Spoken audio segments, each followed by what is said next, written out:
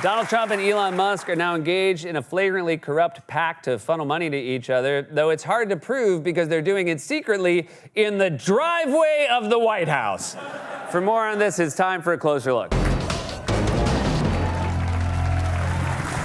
I'd like to point out one thing, just to help us all feel a little more sane amid the onslaught of bad news, which is that even though Donald Trump won and he is the president, he is still very unpopular. We'll look at overall approval rating, and we're going to look at presidents at this point in their presidency, right?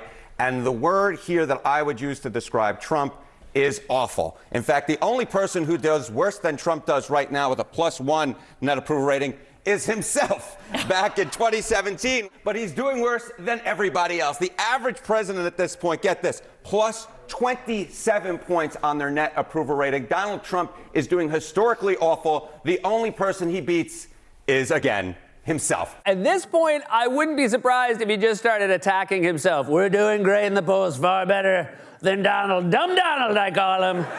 Very dumb and also a loser, and now many people are saying, was he even born in this country? And Trump's approval ratings are especially bad on the economy, the biggest thing he was elected to fix. He beat himself on overall, but on the economy, he can't even beat himself. Again, this is historically the worst going back in polling at this point in a presidency, the net approval rating on the economy. He's right now at -4 points. In term number one, he was at +8 points. Historically, the average is +15 points. He is doing nearly 20 points worse than the average president when it comes to the economy on net approval rating. He is historically doing awful, awful, awful. Weak. And on the issue on which he was elected to, of course, fix, he is doing historically awful. This is not good. If this number holds, you can guarantee his overall approval rating will go down, and it could take his entire presidency with him. I've never seen a pollster so animated before. Normally, they're eggheads who are like, the polling averages suggest the public opinion is within the margin of error. But this guy's like a hockey coach. I have an idea for the third period. Why don't you guys get your heads out of your asses? Of course, Trump won because of the rise in consumer prices, which he's only making worse with his tariffs. Tariffs are a tax on imports. They make imports more expensive. That's why the day Trump imposed tariffs on Canadian auto parts, this happened. This Dodge Ram truck, $80,000, instantly became $100,000. That's a $20,000 price hike in one day, which is crazy, but not as crazy as the fact that it's the exact same increase in price for an omelet at my local diner. By the way, I'm going to go ahead and assume that price hike on Ram trucks is hitting the red states harder than the liberal cities. I'm basing that on how few Rams I see in New York. 8 million people live here. It's a melting pot of diversity. And yet, anytime I see a Ram pickup truck in Midtown, my reaction is, something's not right here. But look, I get it. If you're a Trump superfan, you got to have a giant pickup truck. You can't put a bunch of Trump flags on a Prius. One stiff breeze, you'll be sailing over the city like the old man in Up.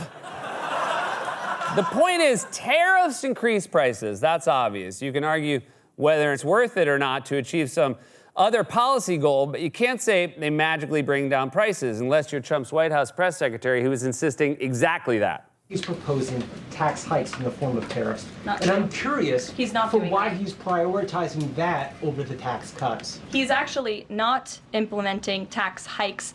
Tariffs are a tax hike on foreign countries that, again, have been ripping us off. Tariffs are a tax cut for the American people, and the president is a staunch advocate of tax cuts. I'm sorry, have you ever paid a tariff? Because I have. They don't get charged on foreign companies. They get charged on the importers. And ultimately, when we have fair and balanced trade, which the American people have not seen in decades, as I said at the beginning, revenues will stay here, wages will go up, and our country will be made wealthy again. And I think it's insulting that you are trying to test my knowledge of economics. Well, come on. That's like me saying, how dare you test my knowledge of modern rap after I boldly proclaim the Kendrick-Drake feud is currently too close to call.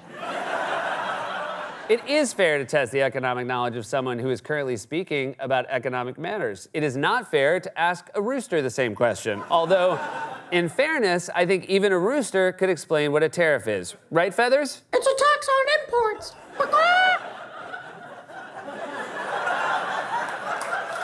Sorry, the cue card says wait for standing ovation?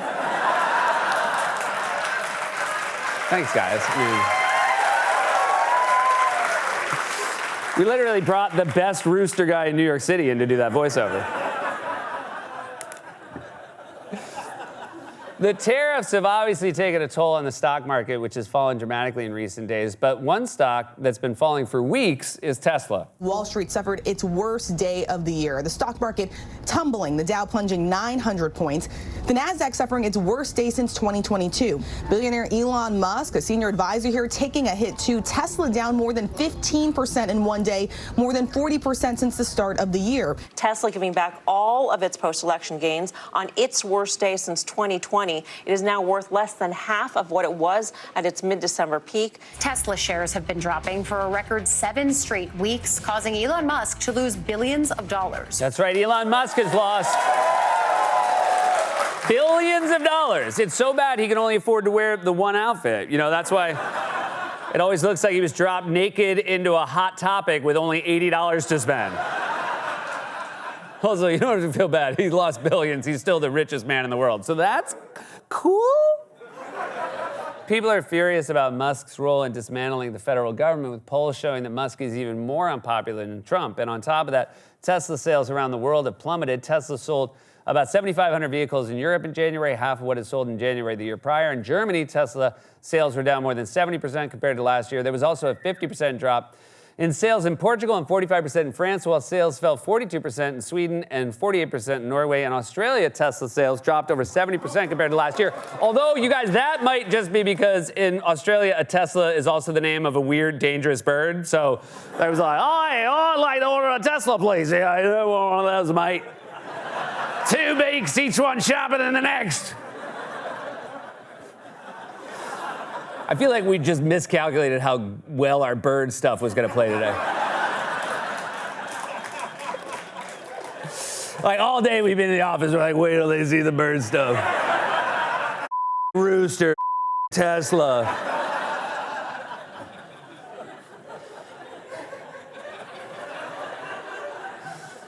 It's what I wanted it to look like. And also, I'm sorry, but the home of Mad Max can't be into electric cars. Nobody wants to see this guy screaming into a microphone, "Find me the nearest charging station!"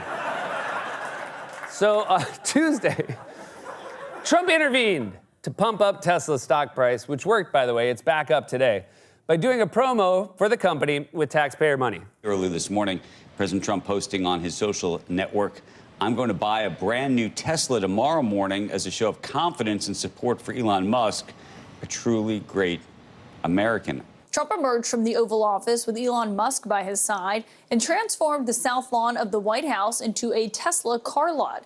At one point, the two men even hopped into a red model as reporters stood nearby and shouted questions at the two of them. The one I like is that one. And I want that same color. All right. Are you going to put down a credit card? Elon, would you take a personal No, I'm going to give him a check check. I do it the old I give checks. Sure. I like checks, you know? I think his credit's good. You know, I like a check better than this modern system of all of a sudden there's money in your account, nobody knows. So fun to see the crypto president just fully admit he's still a check guy. Bitcoin, it's the future. Now, real quick, what day is it? I got to mail this. Before they cut off the cable. But the press had another important question for him. What about a vanity plate? Yeah, let's see. I have an idea. How about a vanity acronym? Something like making incredible changes in reviving the office of the president. That would look great on the back of a Tesla. The best part, though, came when it was time for Trump to get into a Tesla with Elon. Oh, that's beautiful. Wow. That's beautiful. This is a different panel than I've had. Everything's computer. You know, I give the man a hard time, but then he says something that really puts things in perspective, because when you really think about it, everything's computers. Sounds like a lazy pitch for a sci-fi movie. All right, guy's in a coma, right? 30, 40 years later, he wakes up, everything's computer. And now, he's got to figure out how to use computers to pay a hitman. And if you thought that was dumb, listen to the world's richest man explain to the President of the United States what a car is. It's like driving a gold car. basically. No, it's beautiful. Very simple. It's very simple. So it's literally like a golf cart that goes really fast. Yeah. A car is a golf cart that goes really fast. I mean, is that how they have to explain things to Trump in the Situation Room? Mr. President, we've deployed a tactical battalion of F-16 fighter jets to the region. And if I may step in, Mr. President, the F-16 is like a golf cart with wings that shoots missiles. Well, just make sure they have little pencils. We got to make sure they have room for the little pencils. Otherwise, you don't know what the hell your score is. So what is Trump getting in return for this infomercial? Musk already spent nearly $300 million to get Trump elected and has reportedly promised to funnel another $100 million directly into political entities controlled by Trump. And it says everything about Trump. His reaction to that is, thank you for that. In exchange, I'll buy one Tesla. Now we're even, and I am going to have to post-date it. So just give it a week. This is how oligarchy works. If you're favored by the regime, you get an infomercial paid for by taxpayers. But if you say something the regime doesn't like, you get disappeared in the middle of the night without any due process or even an accusation of a crime. A Palestinian activist who helped lead the protest at Columbia University is in ICE custody. Mahmoud Khalil's attorney saying in a statement that he was wrongfully arrested by immigration agents, claiming his student visa was revoked, even though Mahmoud is a legal permanent resident and not in the U.S. on a student visa. Days after immigration agents arrested Palestinian activist Mahmoud Khalil, a judge has blocked his deportation. Khalil was detained Saturday near the Columbia University campus in New York City. His attorney says ICE agents claimed his student visa was revoked. But even upon learning he was actually a permanent resident with a green card, ICE detained him anyway. The arrest sparked large protests here in New York yesterday. Has the administration provided any evidence beyond just he was organizing protests they didn't like? Evidence, no. At this point, we have not seen any evidence of any sort of crime having been committed here.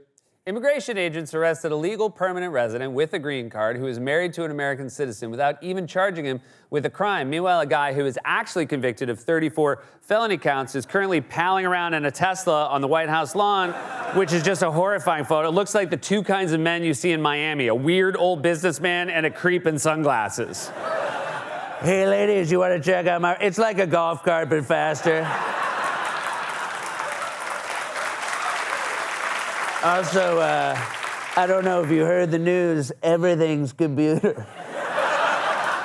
This is a grotesque and abhorrent abuse of power. It's naked authoritarianism. You can't just arrest and deport someone for speech you don't like, especially if they haven't been charged with a crime. Americans are not on board for Trump's authoritarian takeover, which is why his poll numbers are so low.